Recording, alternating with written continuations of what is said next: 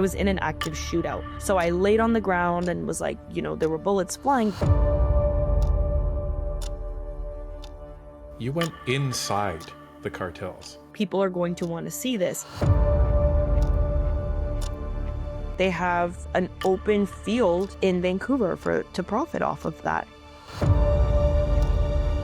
The two organizations that are meant to combat organized transnational crime are not sharing the same data. In terms of the future of the Canadian justice system, it genuinely worries me. And the only time that we actually see Canada really do something to crack down, it's when a different world leader, President Donald Trump, was saying we're going to put tariffs if you don't secure your southern border. And in that moment, I was so scared. And at the same time, I was like, okay, this is where it ends. I am such a believer in free press. Yes, I'm giving my life for that, and I'm okay with that.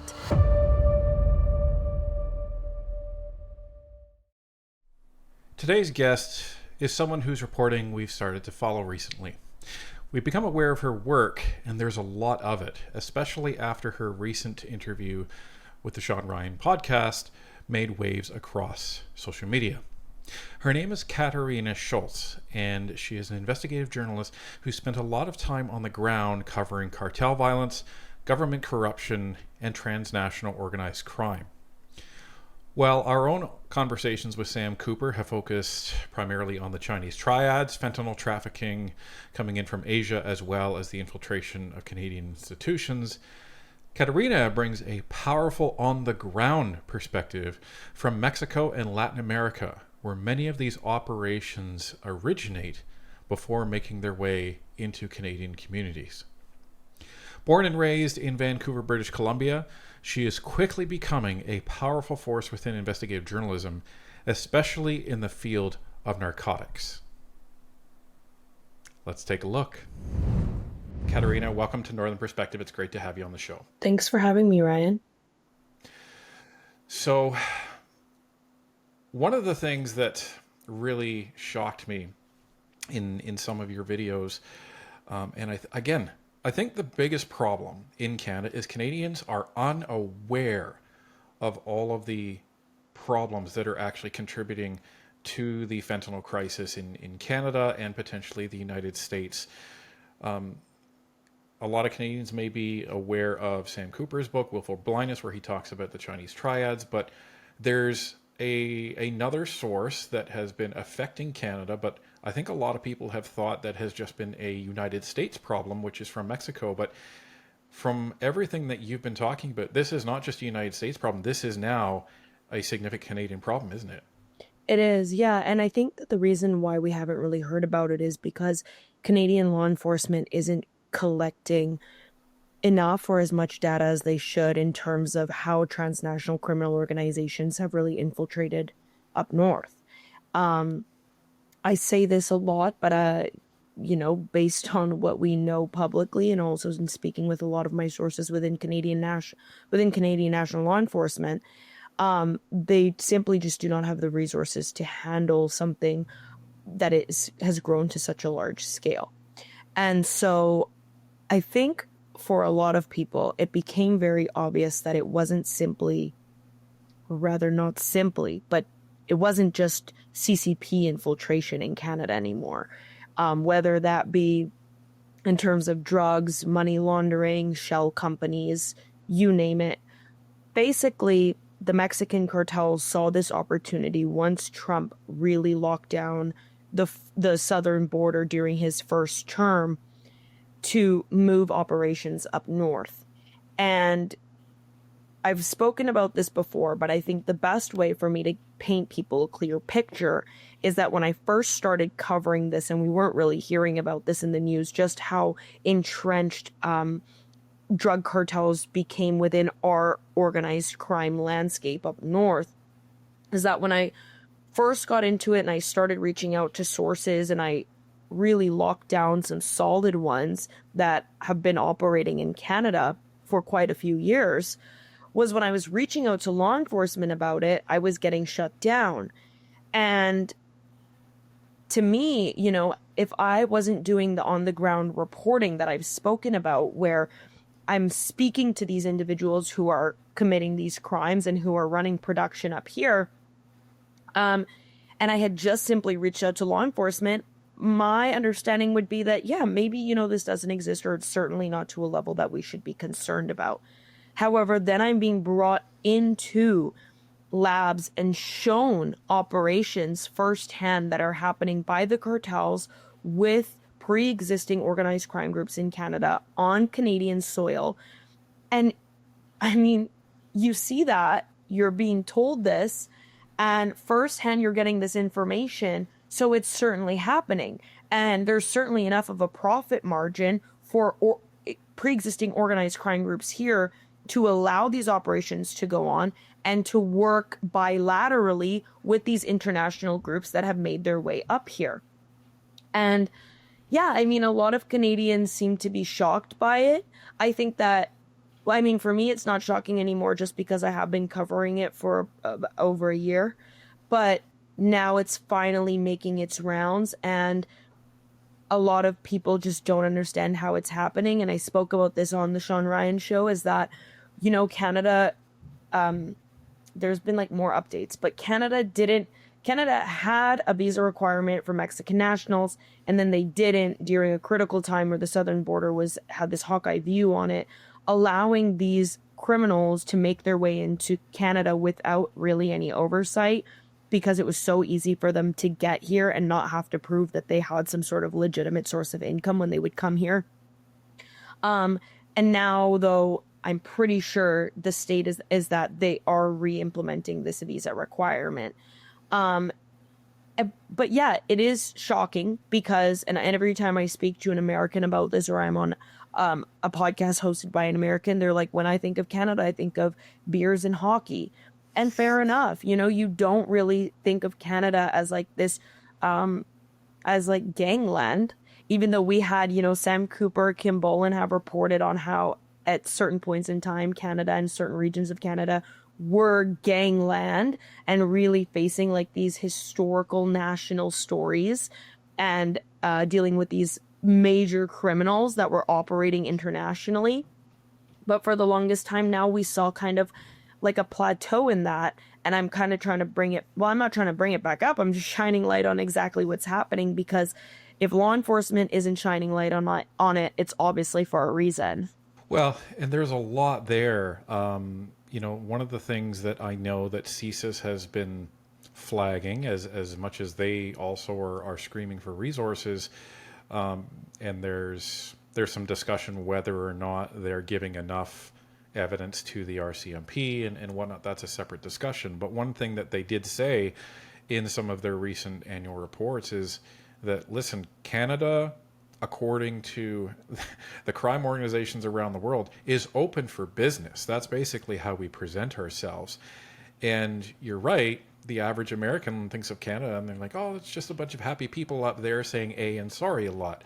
But it's turning out to be a hotbed for these international crime organizations. Now, we know that the Chinese Triads were making their way in the late 90s, early 2000s through Vancouver.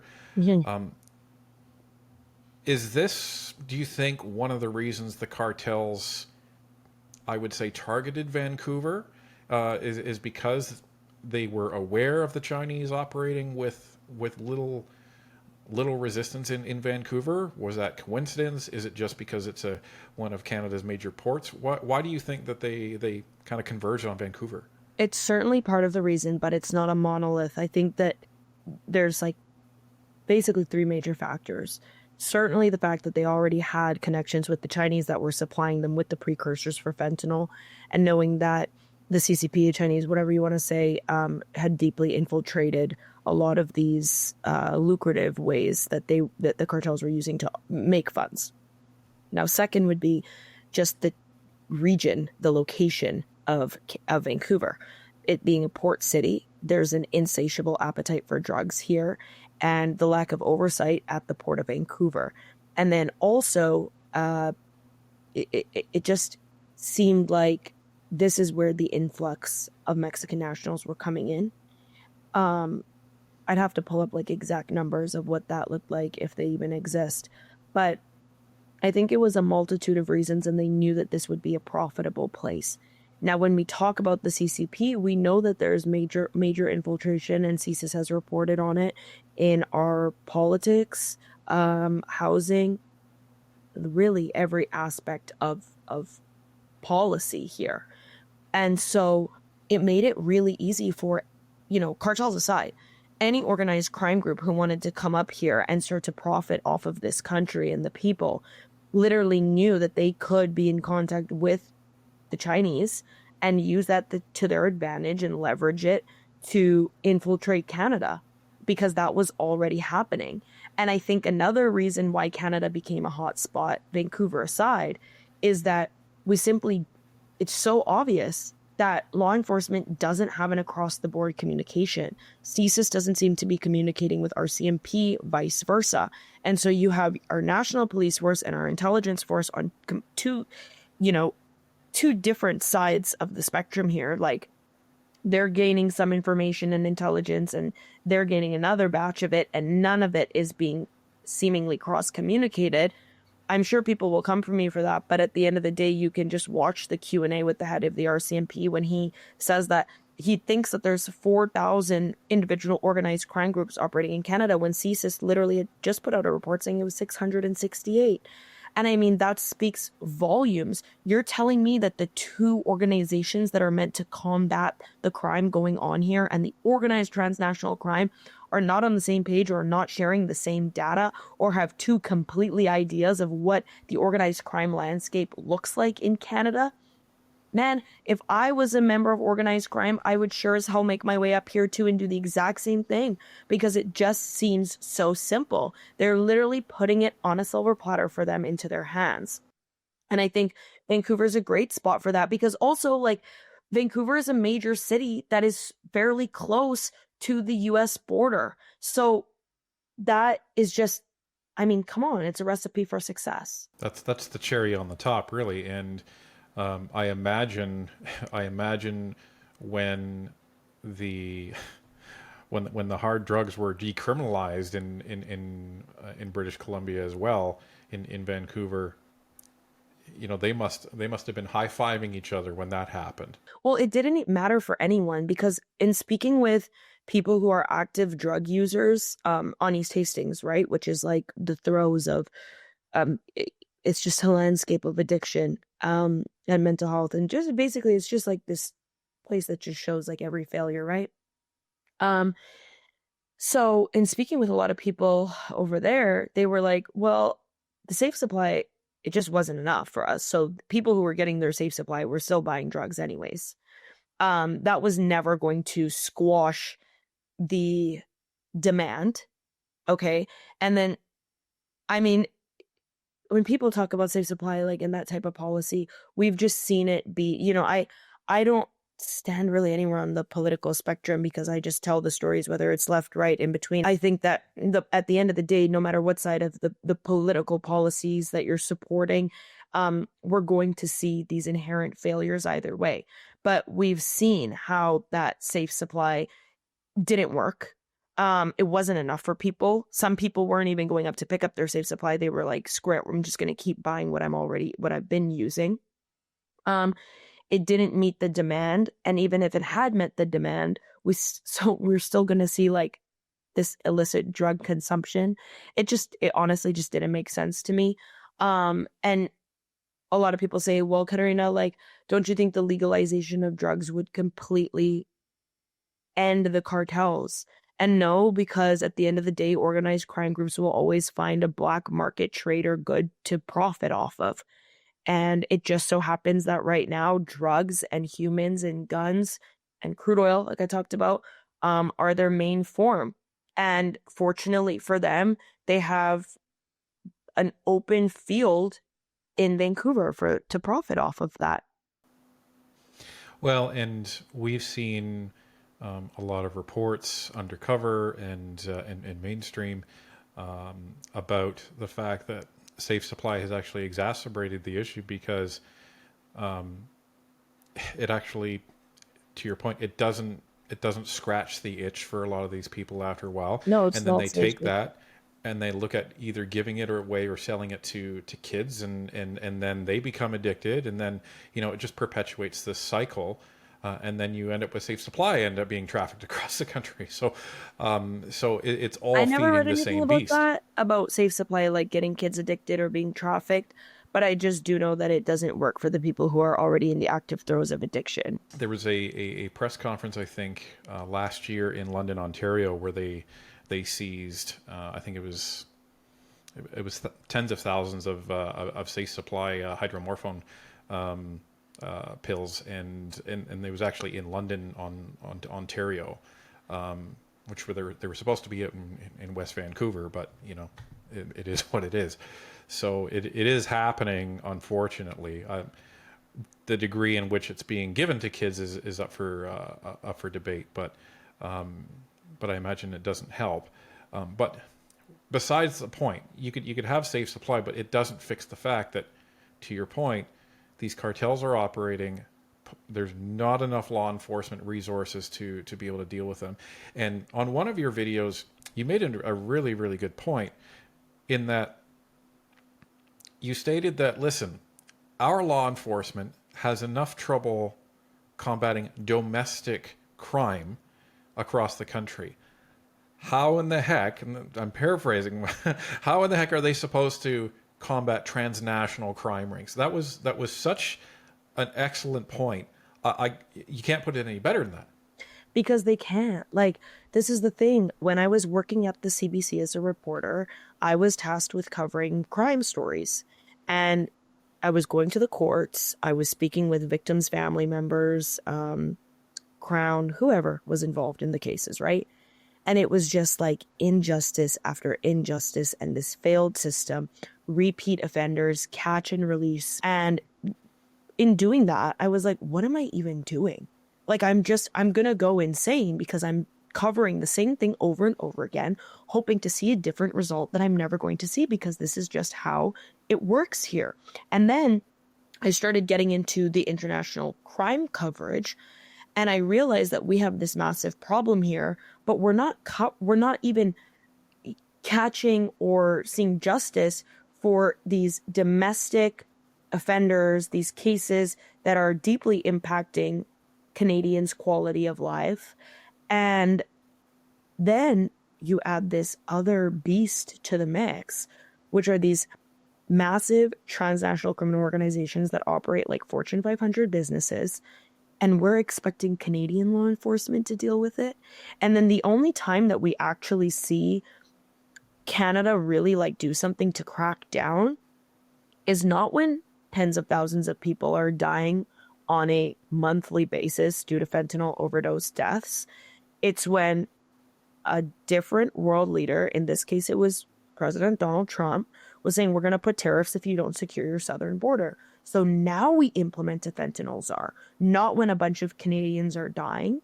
And to me, it's a total slap in the face to a lot of Canadians, because what we're seeing people who are in the active throes of addiction who are dying because there has been this unmatched access to this deadly drug, fentanyl, over the past couple of years.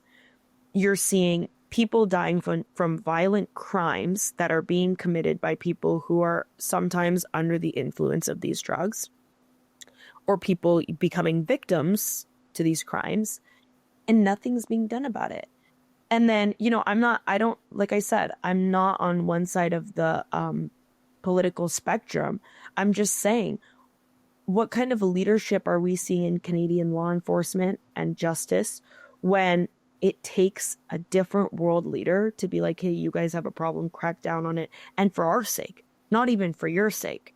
That's ridiculous. So, yeah, we should have had a fentanyl czar 6 years ago.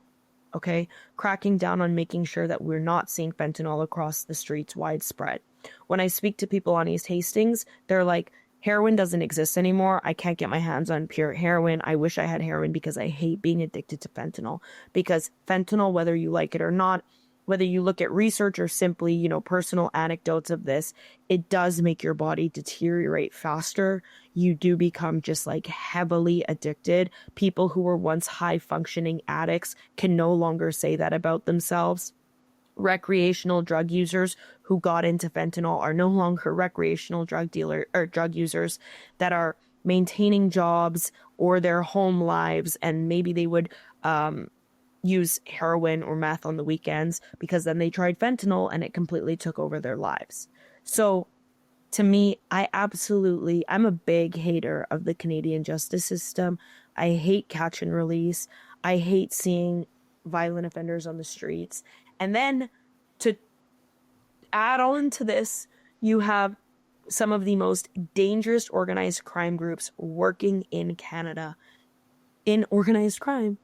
And we are just like, what, hopeful that law enforcement's going to tackle them or that we're going to see justice. And then Canada follows suit of the United States, declaring these cartels foreign terrorist organizations. Yeah, right. If we ever think that any of these guys are actually going to be charged under the Terror Act. I mean, we already see when there's certain court cases of individuals that are being charged or arrested for um, trafficking drugs or conspiracy to traffic, and they're blatantly based on evidence working with the cartels, but they're not being charged like this. And the court cases don't reflect that they're actually working for the cartels. They're being charged as a regular trafficker. I don't know.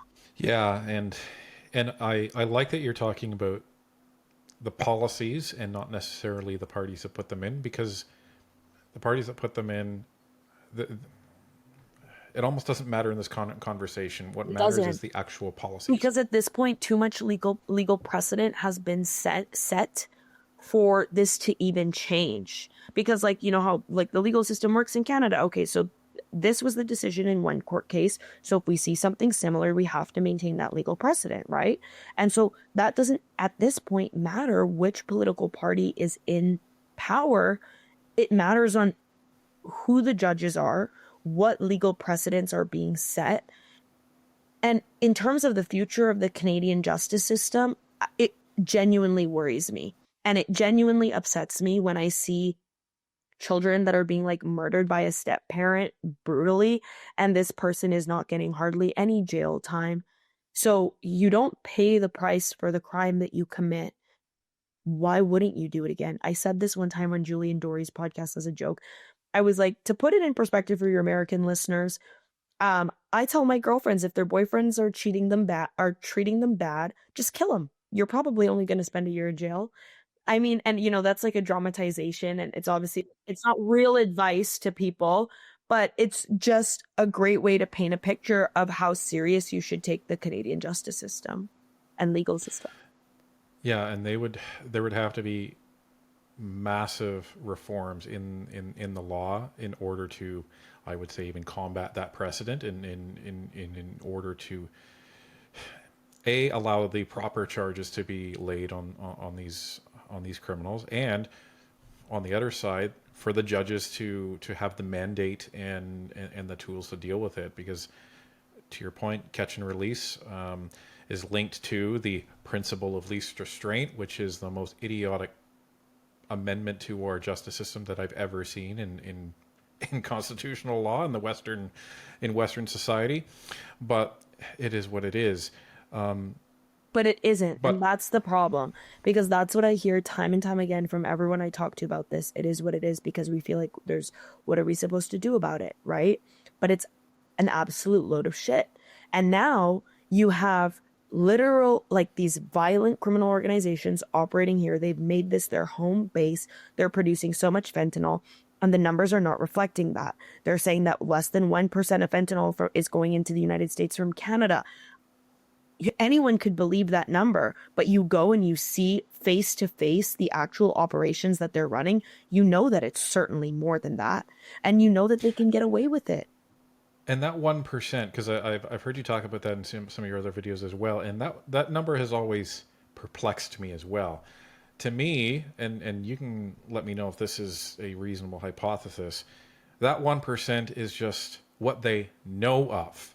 Yeah, it is. Never, and there's a lot more that's going over that they don't know of. But it sounds like that the U.S. is they probably have a better guess, and which is why they're so concerned. Now, is it fair to say it's still lopsided and that most of it is still coming through Mexico, but we cannot discount how much more than 1% is coming in Canada? Yeah. Yeah, I agree with that.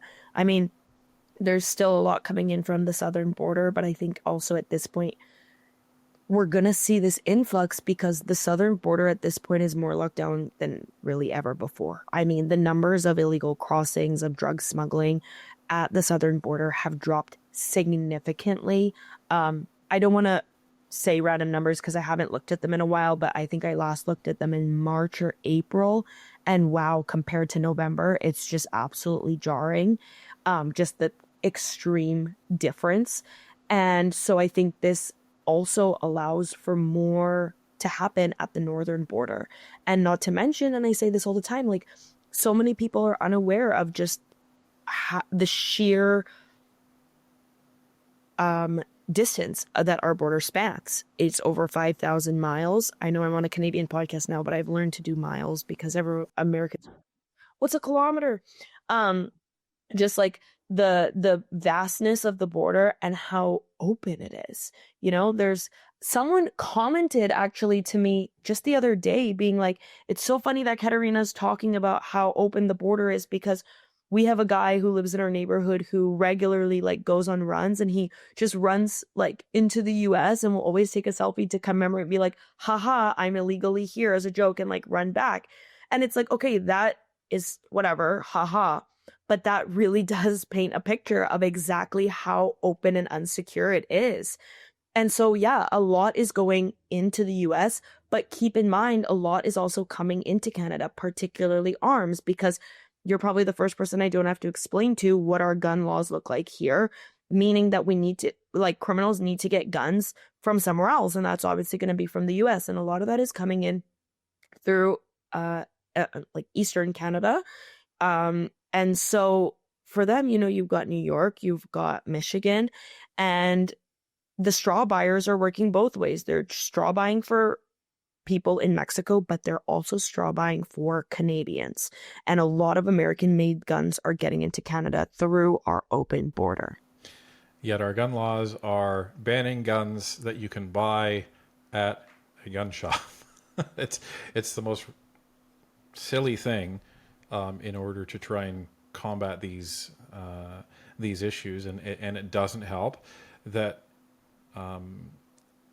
you can send virtually anything that you want into Canada by container because as there's a well-known stat, I think you touched on it, less than 1% searched, and nothing on railroads is being searched either, like railway, like nothing, none of that. And I learned today from the Shadow Minister of Justice, Larry Brock, that there's no mandate to scan containers leaving Canada. That blew my mind. Yeah, that doesn't surprise me at all. There's simply, if there's no resources to look at what's coming in, they don't give a shit about what's going out.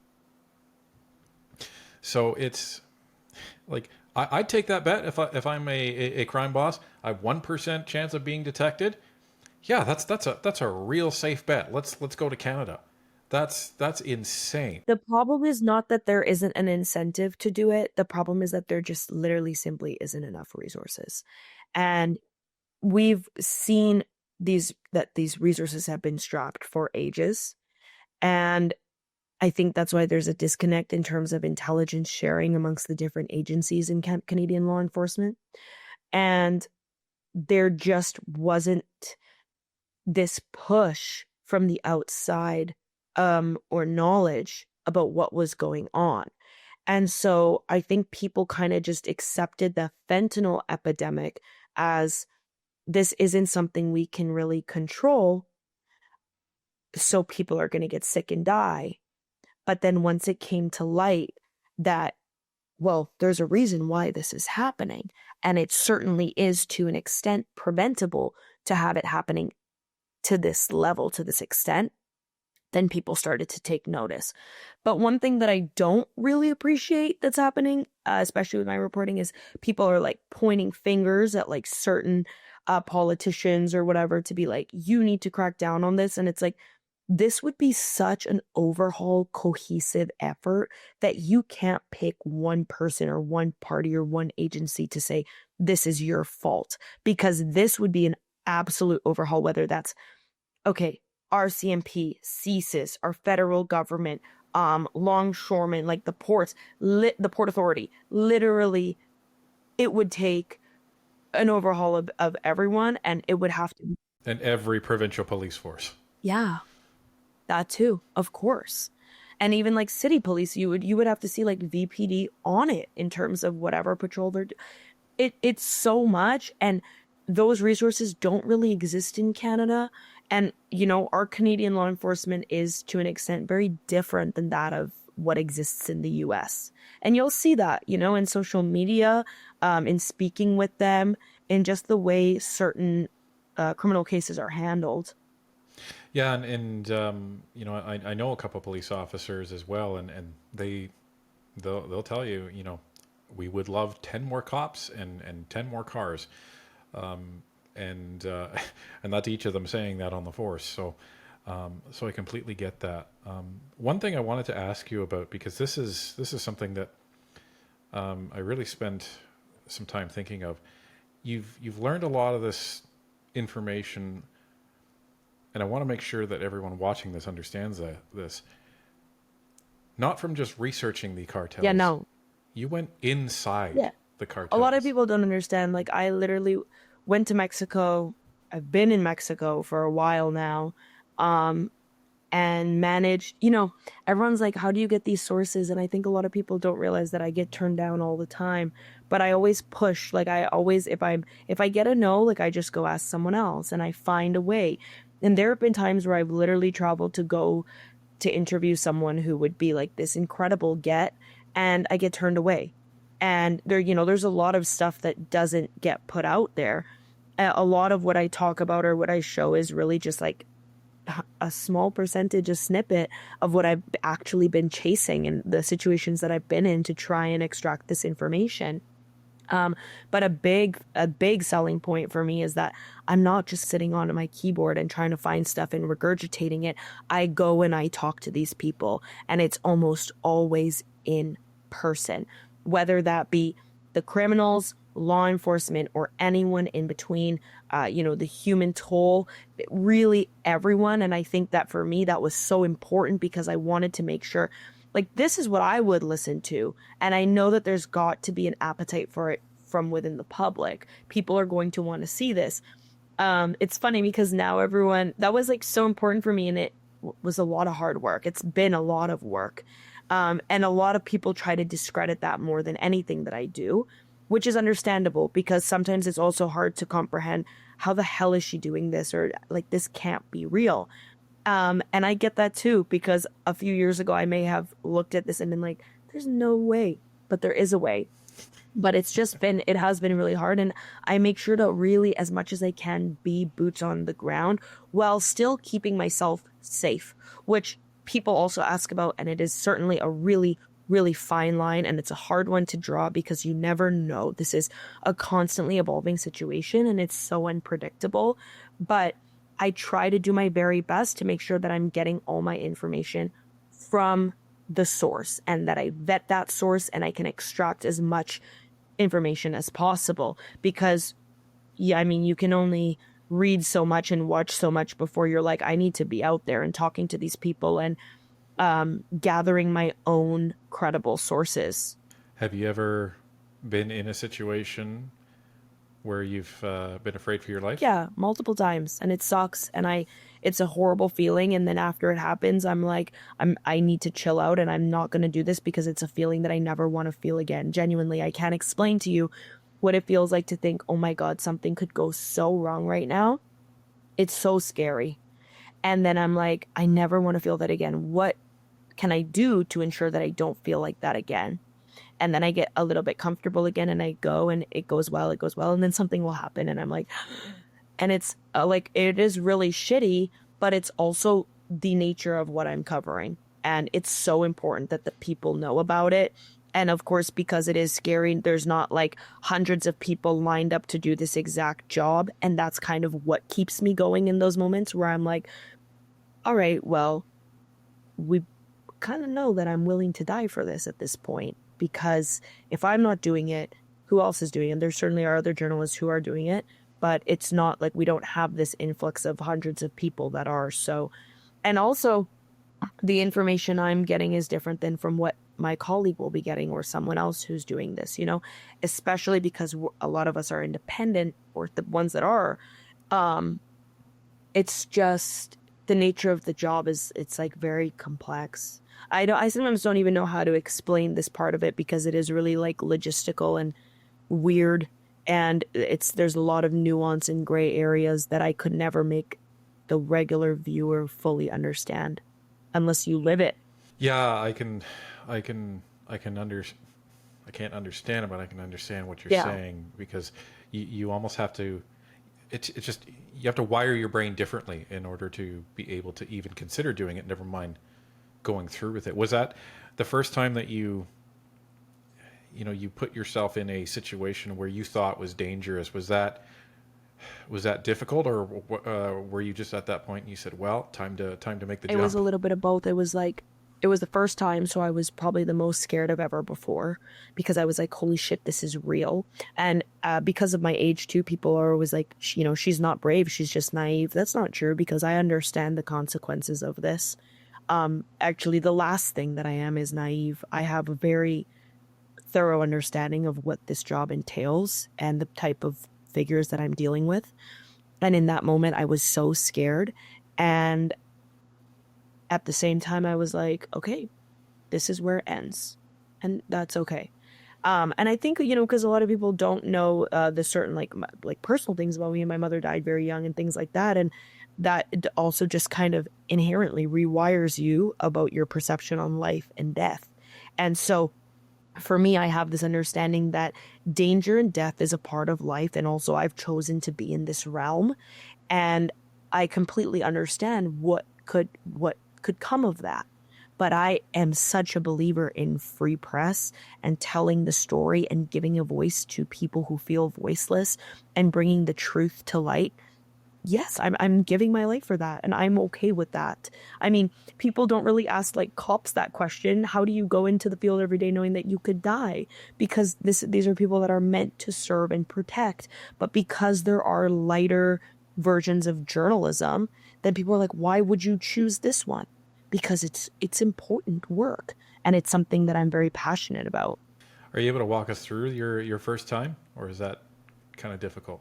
No, I was gonna talk about this like on another podcast, but then I don't, because also it's like just in terms of like future scenarios going forward and my personal safety, I just don't bring this stuff up publicly anymore.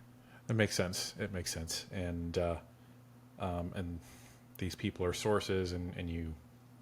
And it's like personal danger. So like, yeah, when I was in Culiacan, which is the home of the Sinaloa cartel, I was in an active shootout, but I wasn't the target. So I laid on the ground and was like, there were bullets flying, but it was different because it's like, this is not for me. This is part of being in a conflict zone.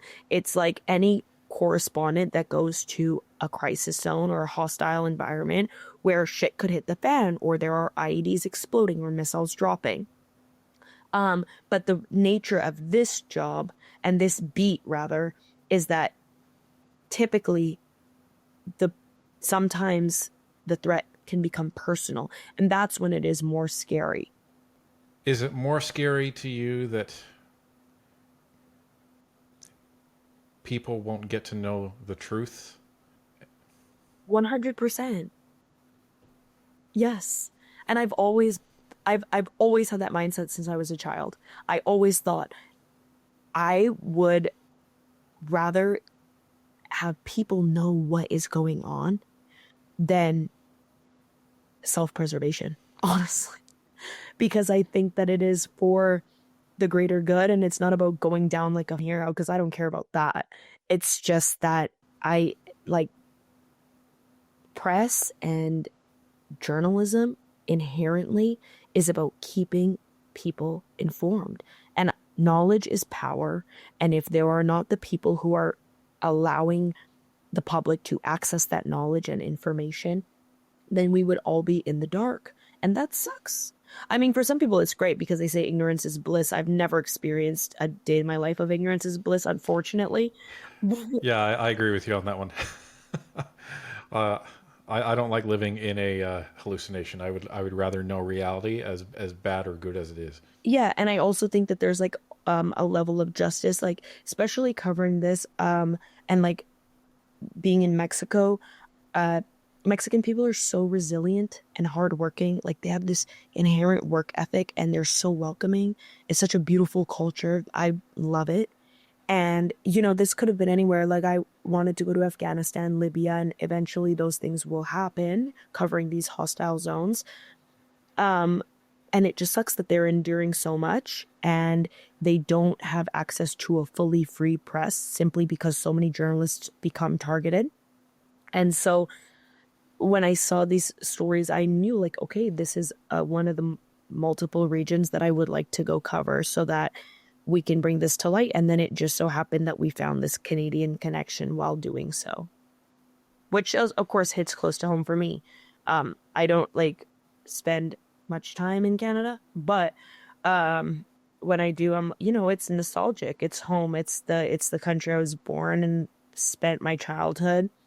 And so, and you know, my family came to this country like thinking this is the place to be. This is a safe haven.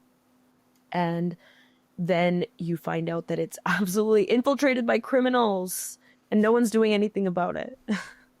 So normally we ask people, what can we do? But I think the answer is probably similar to the answer that was given to us by a gentleman we interviewed named Colonel David Redman, and his thoughts on this were basically summarizing what you had said, which is this is not a write your MP type of No. solution here.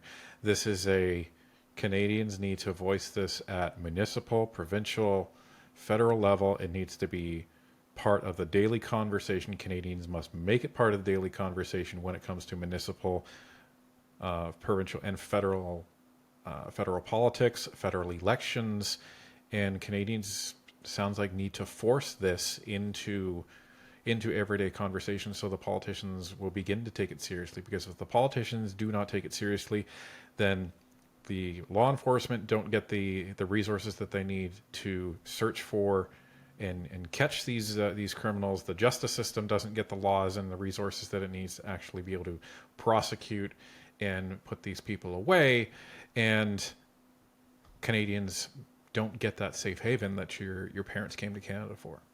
I fully agree. Thank you so much for having me. And I would love to come back on because I am really passionate about this and I never have the opportunity to speak to a Canadian audience and be on like the northern perspective, essentially.